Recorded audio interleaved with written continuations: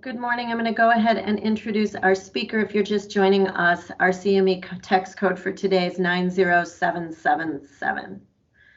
This morning, we are delighted to have Dr. Kim Dennis with us. Dr. Dennis is a board-certified psychiatrist who specializes in treating addiction, eating disorders, and co-occurring disorders, such as depression, bipolar disorder, anxiety disorders, personality disorders, and PTSD. She incorporates biological, psychological, social, and spiritual approaches into individually tailored treatment plans. Dr. Dennis has her medical degree from University of Chicago and completed her psychiatry residency training at University of Chicago Hospitals, where she served as chief resident. During her training, she was part of the multidisciplinary eating disorders team specializing in treating young people with eating disorders. She's a member of the American Medical Association, the Academy for Eating Disorders, and the American Academy Society for Addiction Medicine, and on the board of the Eating Disorders Coalition. Dr. Dennis is published in the areas of gender differences in the development of psychopathology, co-occurring eating disorders and self-injury, and the use of medication with family-based therapy for young people with anorexia nervosa. This morning, she's going to talk to us about addiction in the time of COVID. Thank you so much for being here. Thank you very, very much for having me. I'm very excited to be here, and this is a very timely topic, and one that in medical education broadly, there's very little in the way of airtime for. So I'll be starting today just by sharing some of the current trends in substance use that we've seen during the pandemic over the last several years. I'll give you a definition of addiction as well as look at the pathophysiology behind the brain's reward pathway. We'll talk a little bit about implementing SBIRT, screening, brief intervention, and referral to treatment. And then I'll wrap up with disease management and resources.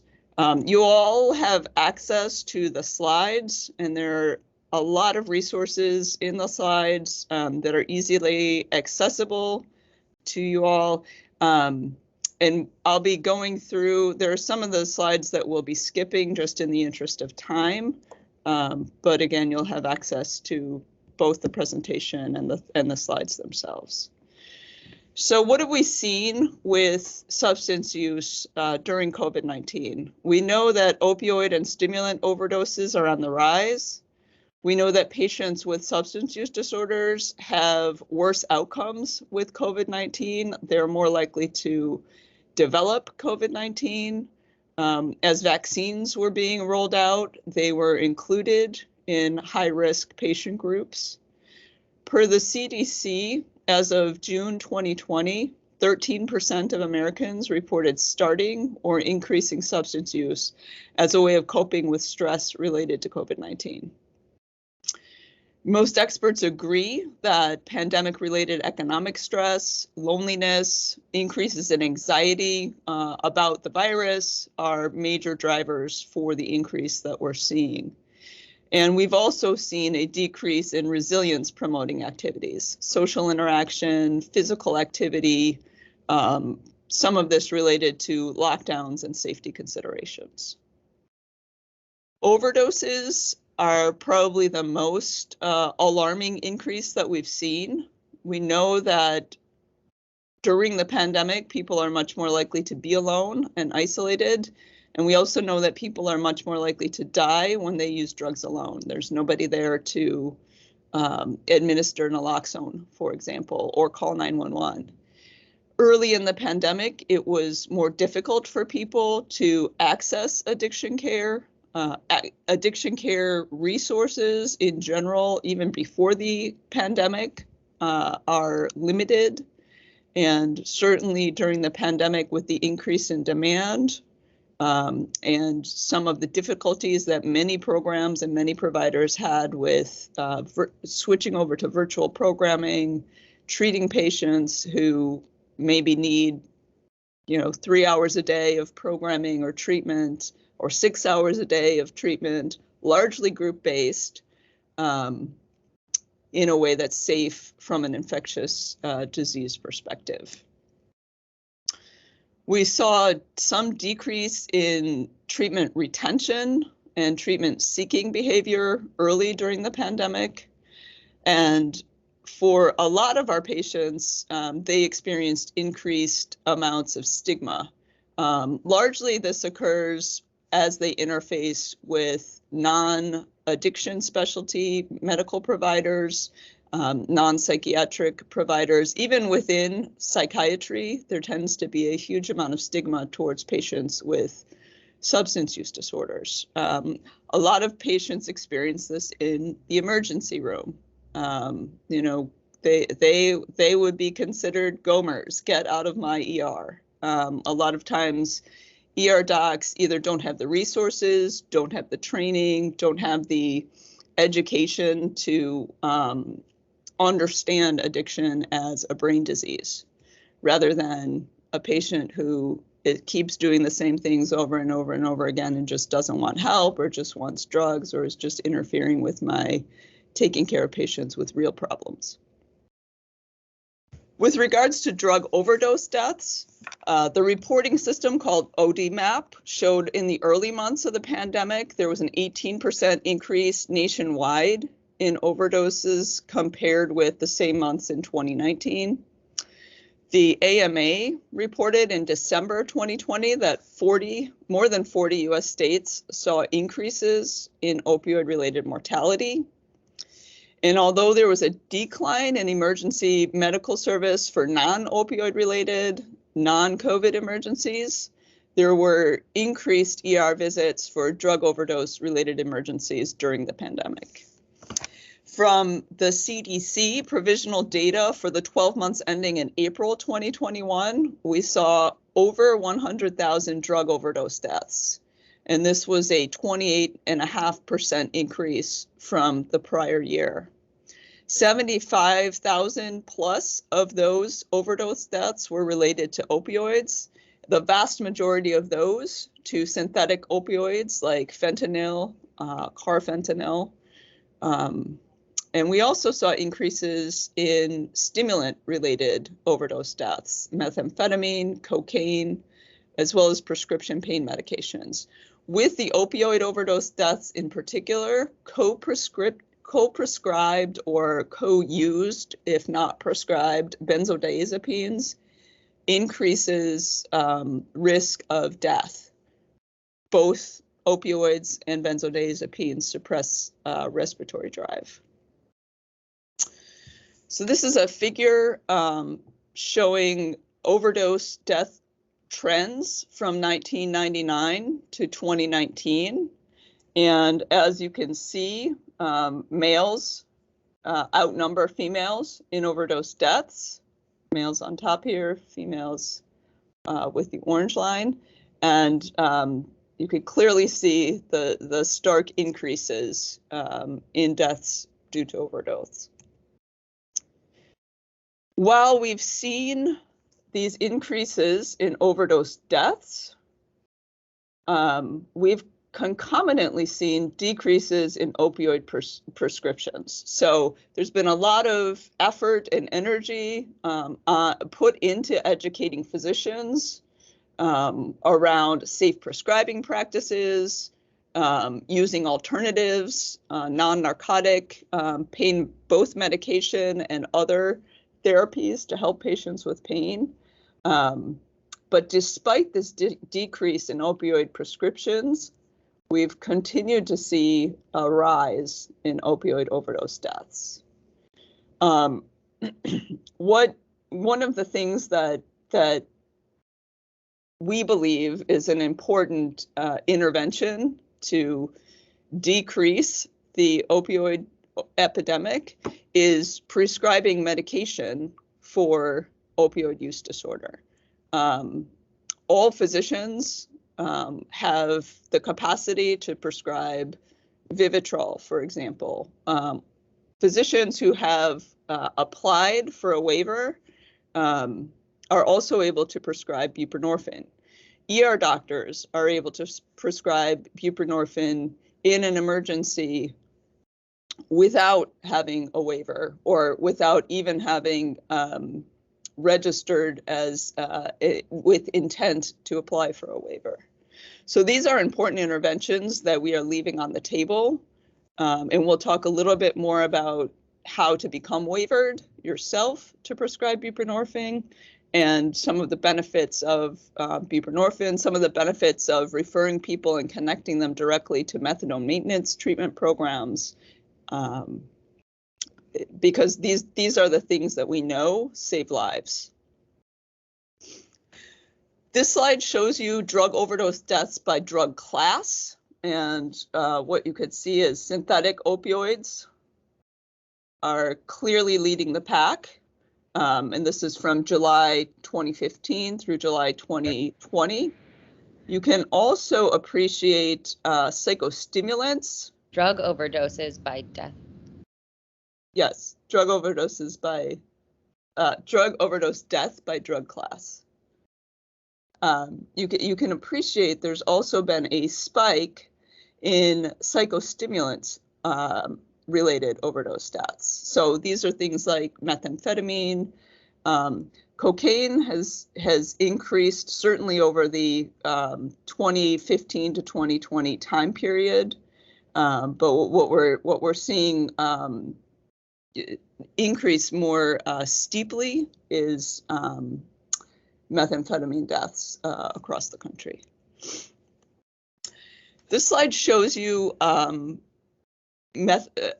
medication for opioid use disorder prescribing, specifically buprenorphine and naloxone. So we've actually done a very good job in increasing prescriptions and increasing access to care for buprenorphine and naloxone. And again, I want to really impress into your brains that this is not just for addiction medicine specialists. This is not just for addiction psychiatrists. Any physician can apply to have a buprenorphine waiver and prescribe this medication. So there's a push to get more primary care doctors and more primary care practices, more ER doctors, more family practice doctors, educated, comfortable with, and prescribing these medications.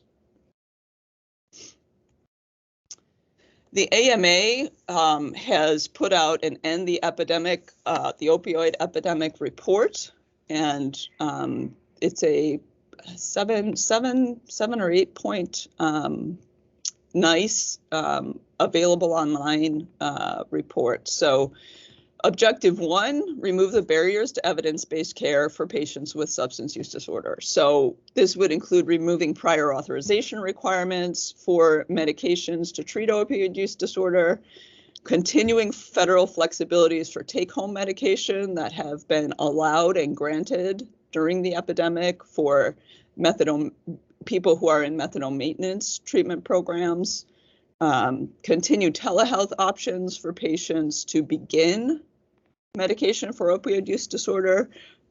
Prior to the pandemic, you could not initiate buprenorphine, which is an outpatient treatment for opioid use disorder with patients unless you met with them face to face.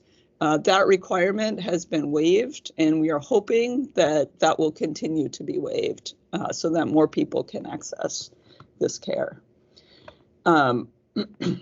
There's a huge problem in our jails. In general, for people who have mental health illnesses who go untreated during the time that they're in jail, they're released from jail. Many of them are not connected to care. Many of them have substance use disorders directly related to the reasons that they are in jail, but they receive no treatment for substance use disorder, including prescription medication for opioid use disorder while they're in jail. And if you are a person who has been addicted to opioids prior to coming to jail, and you're in jail for 6 months, 12 months, 10 years, you are at high risk when you use again right after jail of overdose, because you've lost your tolerance. You don't know that. You haven't been educated about that. There aren't physicians in the jails telling people, hey, by the way, when you use again, you're going to be at extremely high risk of dying of an overdose death. So these people are leaving jails not connected to care, and then using the same amounts that they used prior to going into jail and ending up dead. There's a push to protect families by increasing access to evidence-based care and not doling out punishment for persons who are pregnant, postpartum, and parenting, who come to clinics and either are found out to have opioid use disorder or ask for help. There's a move to rescind arbitrary laws and policies that are focused on restricting access to multimodal pain care and requirements to ensure that payers actually fund alternatives to opioids for pain. So this would include physical therapy. This would include some modalities such as acupuncture as well. The states themselves need to be actively working to ensure insurance compliance with the Mental Health Parity and Addiction Equity Act, and not only compliance, but holding insurance companies and payers accountable when there are violations in parity. There's a support to increase efforts to expand sterile needle and syringe exchange programs. Safe injection sites. New York City just opened its first safe injection site. A push to decriminalize drug checking supplies. So fentanyl test strips actually could save lives for people who have opioid use disorders and don't want to be using fentanyl, which is not everyone. Some patients who have this disease seek out fentanyl. We are also hoping to make naloxone available over the counter so that patients can access it, family members can access it. I encourage physicians, if they're traveling, to bring some with them on the airplane. Most airplanes, I've actually been on an airplane before and saw a person who could not walk, and the attendant asked him after serving him 5 alcoholic beverages, "Sir, did you take anything before getting on the plane?" "Oh yeah, you know, I took a bunch of OxyContin because I have back pain." And I asked the attendant, "Do you have naloxone? Do you have Narcan? Anything like that on the airplane, just in case?" And they don't, which was shocking. Finally, there's a push to develop and implement systems to collect standardized data to identify at-risk populations, to fully understand polysubstance drug use. As I said earlier, the majority of the overdose deaths are not one substance. Typically, the most common is the co-occurrence of an opioid and a benzodiazepine. And then finally, to implement public health interventions that directly address removing structural racism, not only from medicine at large, but addiction medicine specifically. With regards to racial inequities, from 2015 to 2017, Black people aged 25 to 34 had the largest % increase in rates of drug overdose deaths involving any opioids. Hispanic persons aged 45 to 54 had the largest increase in overdose death rates involving synthetic opioids. Among Medicaid enrollees, non-Hispanic Black individuals had less use of medications for their opioid use disorder than their white counterparts. So a white patient with opioid use disorder is much more likely to have access to and be prescribed buprenorphine, for example. Evidence shows that socio-demographic factors do not affect buprenorphine treatment engagement. And altogether, this underscores the importance really of addressing economic, health insurance, racial and ethnic disparities in buprenorphine treatment access. There is an important link between opioid use disorders and suicide. We know that the vast majority of patients with addiction will have some co-occurring mental health diagnosis, typically a mood disorder, depression, bipolar disorder, post-traumatic stress disorder, or other trauma-related disorders are very, very common as well. Early childhood abuse, very, very common with opioid use disorder, and anxiety disorders as well. About 12% of adults with opioid use disorder who take buprenorphine as prescribed, and 11% of adults without opioid use disorder, but with buprenorphine misuse, so these are at-risk patients, report making a suicide plan in the last year. Only 2% of adults with buprenorphine use as prescribed, but without current opioid use disorder, planned suicide in the past year. So patients who are on buprenorphine who do not have a current opioid use disorder are those who are on it for pain, and those who are on it for maintenance therapy whose opioid use disorder is in remission. So that's a huge decrease in risk of a potentially fatal outcome for these folks.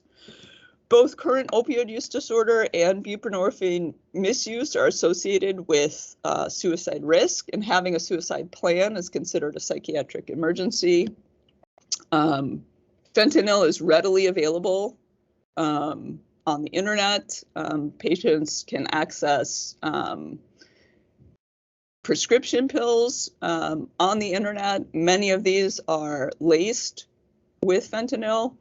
And patients who are suicidal know this. So, we've seen this increase among our patients with major depressive disorder, treatment-resistant depression, who have suicidal ideation as one of the, it's a new and emerging method that patients have ideation about. I could just, go find some fentanyl and kill myself that way. Some of these patients have substance use disorders, some of these patients do not. And in the shadow of opioids, we have a backdrop of alcohol, which has been very normalized in our country. A nationwide survey commissioned by the American Psychological Association in February found that 1 in 4 adults reported drinking more in this last year to manage their stress. Alcohol consumption increased 39% from February 2020 to November. Binge drinking rates, so this would be drinking more than 4 alcoholic beverages on any one occasion for a female, more than 5 for a male, increased 30% during the same period. More than 14 million adults aged 14 and older had alcohol use disorder in 2019. And a minority, a small minority of these people actually sought and then landed in specialty treatment for it. It's challenging, it's a bit more challenging to identify alcohol use disorders given how normalized it is in our culture.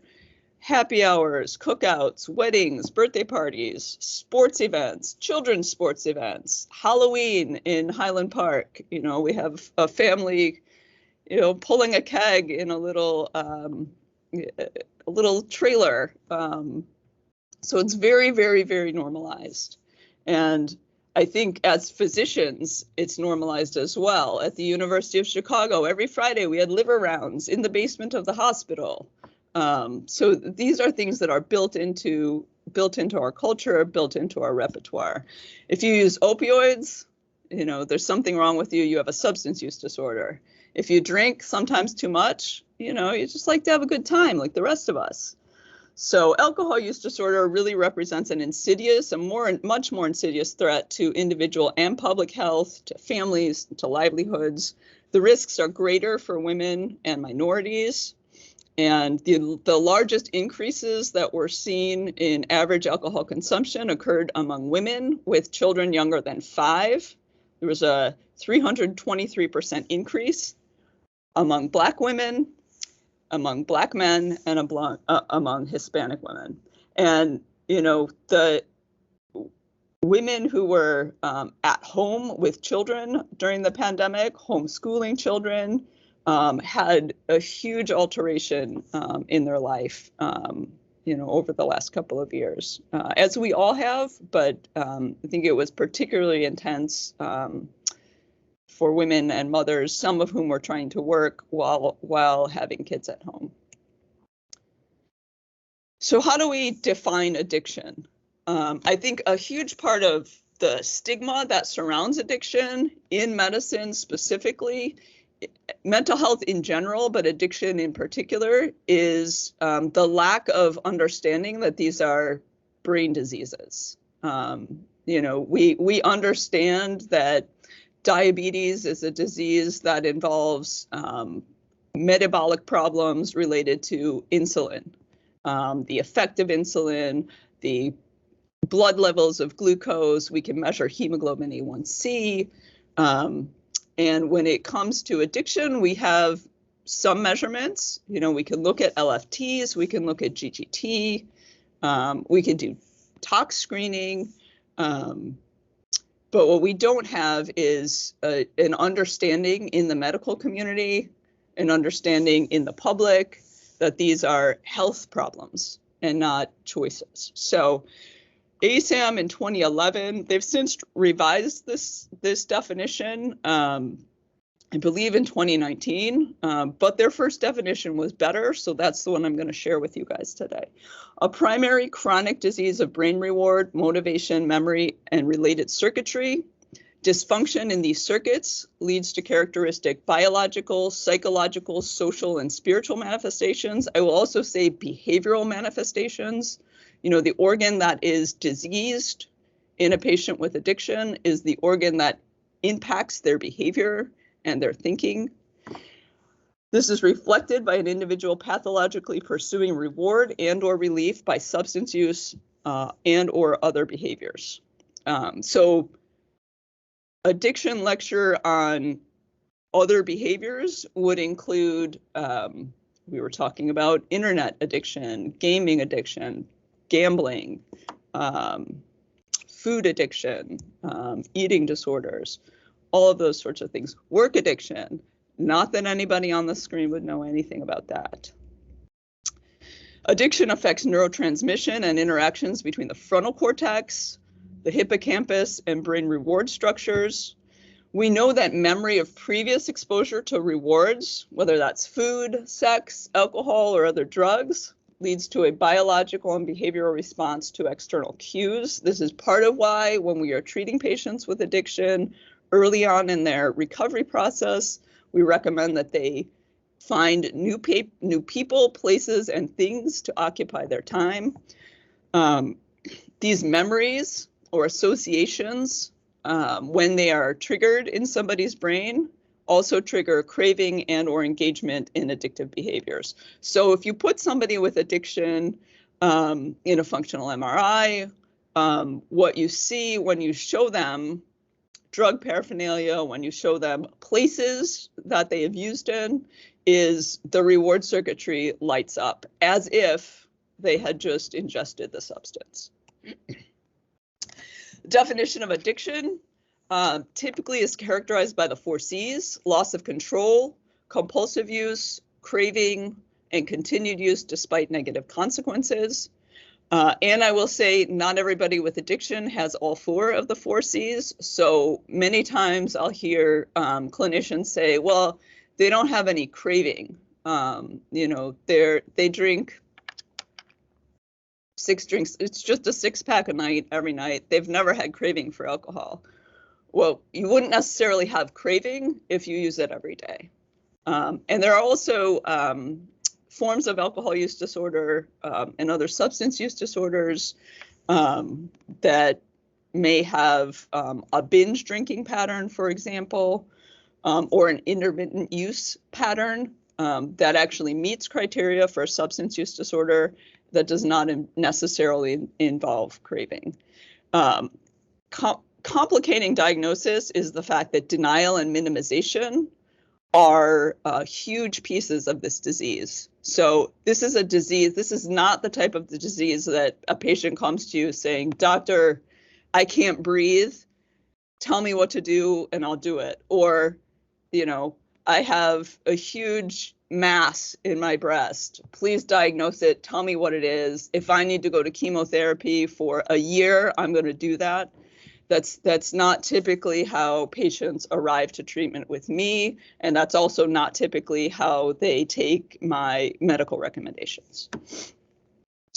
Patients with addiction typically will have a dysfunctional emotional response. So a lot of the work that we do non-pharmacologically includes therapies that are specifically targeted at giving people emotional language, giving people emotional management skills, and then practicing those things. Addiction, like many chronic illnesses, often involves cycles of relapse and remission. And without engagement in recovery, addiction is associated with high morbidity and mortality. This is a depiction of the brain's reward pathway. The basic pathway really starts in the ventral tegmental area, which sends dopaminergic projections to the nucleus accumbens, and then from the nucleus accumbens to the prefrontal cortex, which is our decision-making, executive functioning centers. And then there's also a frontal striatal loop that comes back down that is that we see overactive as well in other psychiatric illnesses like obsessive compulsive disorder, for example. So there's brain physiology overlap between addiction, between obsessive compulsive disorder. Also, we see this with patients who have eating disorders as well. I'm going to skip over most of the DSM-5 diagnostic criteria, but I will say, unlike DSM-4, DSM-5 does not separate out substance abuse from dependence, in part because the term substance abuse is no longer used. It's a word that is heavy with stigma. We associate abuse with abusers, and the substance isn't really what's being abused, it's the person's life and the person's health. So DSM-5 has a set of criteria. If you meet 2 or more of the criteria, you meet criteria for a diagnosis of substance use disorder, and there's a severity specifier that ranges from mild to moderate to severe. Language matters. Language matters in medicine. Language matters certainly in mental health and in addiction. So this is a really nice slide by the AMA that gives you appropriate language, medical language to use when talking about addiction and when talking to patients and their families who have addiction. So instead of using addict, use person with substance use disorder or opioid use disorder. User or abuser, person with addiction. A substance or drug user, abuser, or junkie, patient. Instead of using, drug problem or drug habit, this is not a habit. This is a medical illness. This is a substance use disorder. And there are more that you can see. One of the other things that has been historically deeply embedded in addiction medicine is referring to drug tests as clean or dirty. And there's nothing clean or dirty about a medical test. We don't say their glucose is dirty when their fasting glucose is above 100, or their glucose is clean when it's 70. So if a drug test is negative, the test is negative. If a drug test is positive, the test is positive. And I think the language on the left just really, when compared to the language on right, highlights the amount and degree and pervasiveness of stigma around the disease of addiction. So one of the things that we know is evidence-based, is inexpensive, is efficient, can be easily implemented in all primary care settings, is SBIRT, screening, brief intervention, and referral to treatment. It's not widely or broadly used, although we've seen progress over the last 5 years for sure. It's shown an evidence-based impact on patient outcomes across clinic settings, across genders, across race, ethnic, and age subgroups as well. A study in 2009 showed that rates of illicit drug use were 67.7% lower after implementing SBIRT in a primary care clinic, and rates of heavy alcohol use were 38.6% lower. So that's a huge clinical impact on an intervention that's very, very cheap, that's available in the public domain, and that's pretty quick to implement. So why use SBIRT? According to 2011 National Survey on Drug Use and Health from SAMHSA, more than 19 million people needed but did not receive specialty treatment for drug or alcohol use problems. Most of these people, 95%, believed they did not need treatment. We oftentimes talk of addiction as a disease of the brain that tells you that you do not have a disease. Of the patients who actually believed they needed treatment and had treatment-seeking behavior, only 30% tried to obtain treatment.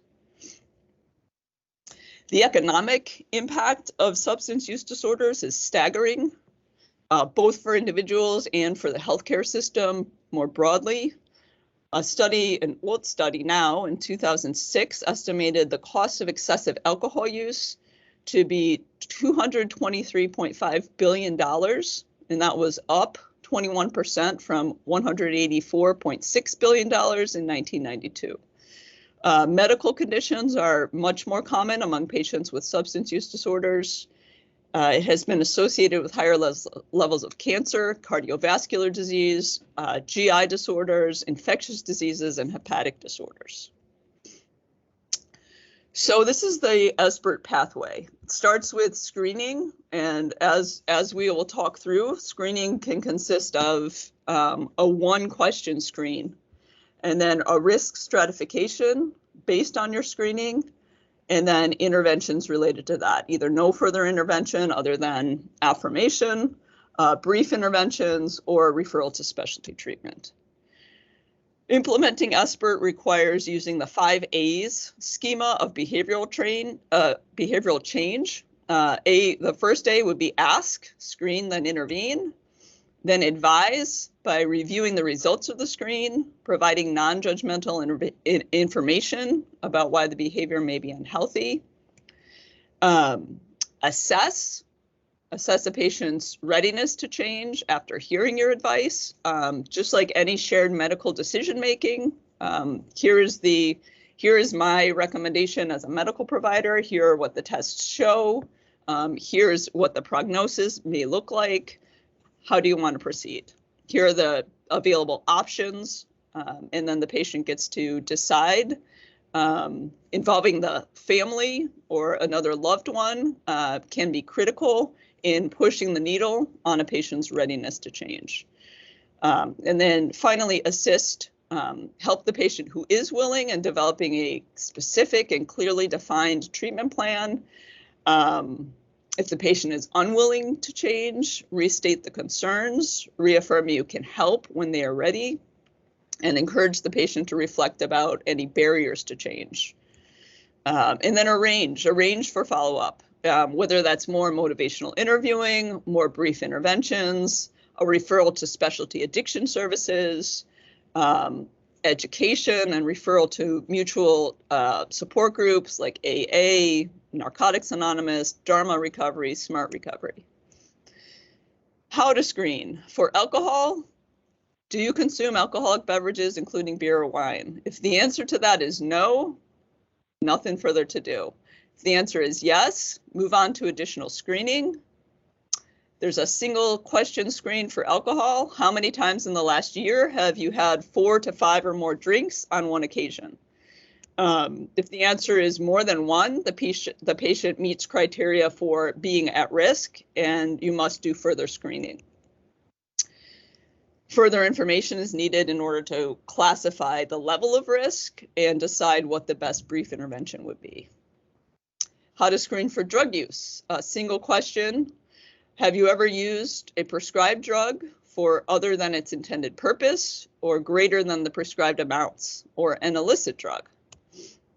If the answer is yes, use the NIDA Quick Screen, which is an online tool, or the drug assessment screening tool 10, which I'll show you in a few minutes, called the DAST.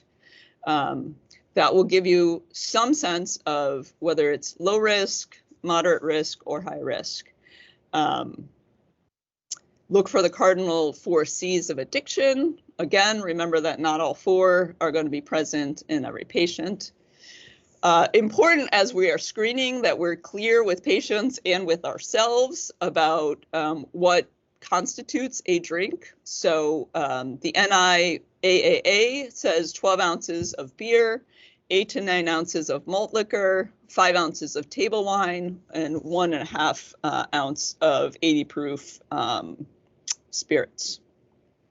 And the numbers to keep in mind for at-risk drinking: for males under 65, greater than 2 drinks a day, greater than 4 drinks on any occasion, or greater than 14 drinks a week. For females of any age and males over 65, more than 1 drink a day, more than 3 drinks on any occasion, or more than 7 drinks in a week. At-risk drinking confers a greater risk of alcohol-related medical and psychiatric illnesses, greater risk for sexual assault, violence, DUIs, a greater risk for developing a more severe alcohol use disorder. It does not mean that the patient is an alcoholic or has an alcohol use disorder as defined by DSM-5. Most at-risk drinkers don't develop a true alcohol use disorder. For example, college students who engage in occasional binge drinking. There's been a lot in the medical literature about protective effects of moderate drinking. Meta-studies show a J-shaped curve towards mortality. Many of these studies involve selection bias and confounders. The dietary guidelines for Americans include limiting to 1 drink per day or not drinking. The National Cancer Institute says even 1 drink a day increases the risk of breast, esophageal, and oral cancer. This is supported by the data. And recent data suggests daily drinking, 1 to 2 drinks a day, confers actually higher cancer risk than infrequent episodes of binge drinking. Validated screening tools. If somebody tests positive on their first 1-question screen, assess family history of substance use disorder, weekly consumption, and also assess for any active psychiatric disorder. Use a validated screening tool to further evaluate the patient. So the audit screen is the gold standard screen for alcohol use disorder. The concise version of it is just three questions, and it's a good abbreviated screen. The DAST-10 is a validated, accessible, and easy to use screen for drug use disorders, as is the NIDA Quick Screen. This is the audit. You'll have this, this is available online, and you'll have this in the slides. A score greater than 8, greater or equal than 8, is consistent with alcohol use disorder. So that would be a higher risk patient. The DAST pre-screen is simply, in the past 12 months, have you used drugs other than those required for medical reasons? And it's a simple 1-question screener for patients on drugs. For the DAST, a score greater than 6, greater than or equal to 6, shows a high level of risk for substance use disorder. And that's just a picture of the NIDA Quick Screen and the link to access that online as well. So brief intervention. If it's a low-risk patient, simply provide education, provide affirmation of health and lifestyle behaviors, and enforce prevention messaging. If it's a patient who scores in a moderate risk area or range, a brief intervention is indicated, and that typically will just include, as with any other medical test that we do, sharing the result of the test, indicating what it means in the way of risk, in the way of medical and psychiatric complications, and helping the patient to increase their motivation to reduce risky behaviors. Brief treatment seeks to change the immediate behavior and thoughts about risky behaviors and is a little bit more intensive. The objectives of brief intervention are the objectives, again, that we would use for any other medical issue. Build rapport, discuss pros and cons of continued use, provide personalized feedback for the patient, evaluate readiness to change, and then support action plans, discuss a plan for change if the patient is willing. If the patient is not, have them back for more brief intervention, and engage family. There are a lot of tools, again, available online that you can access for brief intervention. If it's a high-risk patient, referral to treatment is indicated. Many patients will be open to it. Many patients will not. Appropriate linkage to specialty care is critical, and a warm handoff is really best practice. And when talking to primary care doctors, when talking to family practitioners, much of the time they say they are reluctant to implement this whole process because they don't have the connections with specialty providers in the community. So they can't do a warm handoff, or they don't even know who or where to refer a patient. Time also tends to be preventative for most physicians.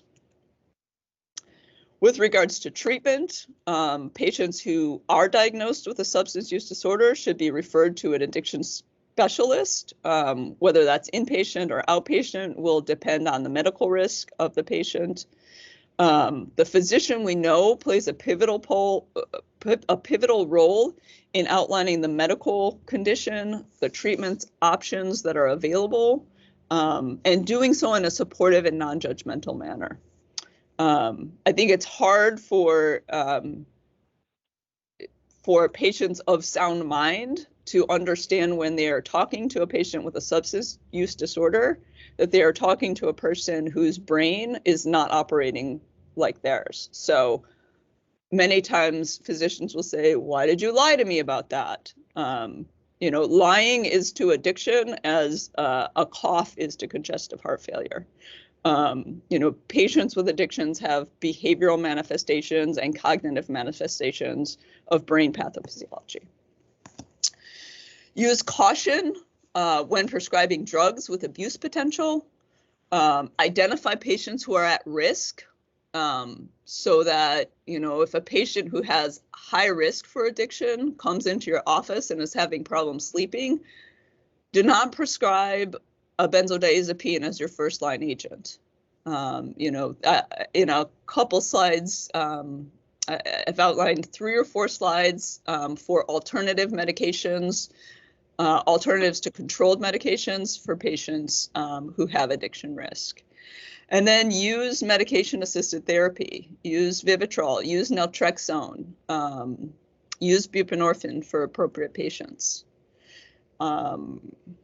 So pharmacotherapy for addiction, alcohol use disorder, FDA-approved therapies would include disulfiram, naltrexone, Vivitrol, and acamprosate. For opioid use disorder, methadone, you have to be a federally registered opioid treatment program to prescribe methadone for patients with addiction. Buprenorphine, anybody can apply for a waiver. For nicotine use disorder, Chantix or varenicline, bupropion, nicotine replacement therapies, and then psychosocial support. I'm going to skip over the alternatives, and I'm going to end with really how to educate yourself on buprenorphine or Suboxone, and how to how to even just click a button and say you intend to apply for a waiver. Recent steps have been taken to increase access to buprenorphine-based opioid treatment. That includes expanding prescription authority to non-physicians, so nurse practitioners, advanced practice nurses can now prescribe as well as physician assistants, and raising the maximum patient limit to 275 for qualified clinicians, and increasing insurance coverage. In April of 2021, HHS released practice guidelines for buprenorphine, aiming to increase treatment access. And they changed the requirements. They greatly decreased the requirements so that you no longer have to take an 8-hour online training in order to become waivered. You don't have to have your waiver in order to start using buprenorphine with your patients. You just have to notify SAMHSA of intent to prescribe, and then you would be able to prescribe Suboxone to up to 30 patients. And this is a life-saving medication. When used, ideally, it's used in conjunction with psychotherapy and wraparound supports for patients with substance use disorder. But patients who either do not want Vivitrol or have failed multiple attempts at stopping opioid use without medication really need to be at least talked to about Suboxone as a medical option that can be life-saving. And unfortunately, many times these patients have access to medical care through emergency rooms. I have a patient who went to the ER, 27 years old, found by his parents in their house, obtunded. Dad drove him to the ER. He was admitted to the ICU for 3 days, was in the hospital for 5 days, was not prescribed anything for his opioid use disorder, wasn't connected with any opioid use disorder provider, and left the hospital not on anything, which is part of why we see 100,000 overdose deaths in a year. And I think I will wrap up there and leave the last few minutes for any questions. There's a lot of resources, screening tools, both for you as providers and patients as well. Thank you, Dr. Dennis. Great presentation. Thank you for sharing all that information. So we have one comment in the chat from Dr. Pick: strong argument for evidence-based root cause treatments and for systems to provide adequate resources to deal with this pandemic buried in the pandemic of COVID-19 and inequity. Thank you for that. Other questions, you can put them in the chat box and we'll read them, and you are welcome to unmute yourself and ask them yourselves. Well, just while we're waiting on questions, just a quick plug. You know, as I deal with obesity medicine, I see parallels with the stigma and bias, with the scope and scale of the problem. And I think obviously the bias makes it even harder for people wanting to deal with it. And in terms of this idea of obesity is rooted in the brain as well. So I think what's striking by your presentation is just the scope and scale of the problem, you know, and you cannot do it alone. And neither, you know, I can't see the majority of patients who have diabetes or obesity out of control. I think it really calls for, you know, a systematic approach to this. Yeah, absolutely. Absolutely. And, you know, the parallels are striking, and there's quite a bit of overlap. Some of those patients with obesity that you're seeing in your obesity medicine clinic have what in my world we would refer to as food addiction, sugar addiction.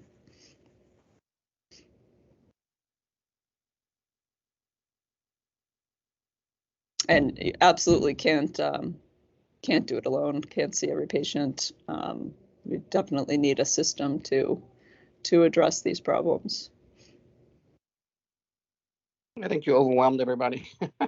So, but we have a bunch of the family medicine primary care on folks and the hospitalists as well. So, they deal with this day and out. I think one of the challenges is that even if you identify the problem, we don't have a flow through in terms of dealing with the scale of the problem. So, I think this is such an important sort of database of information for us.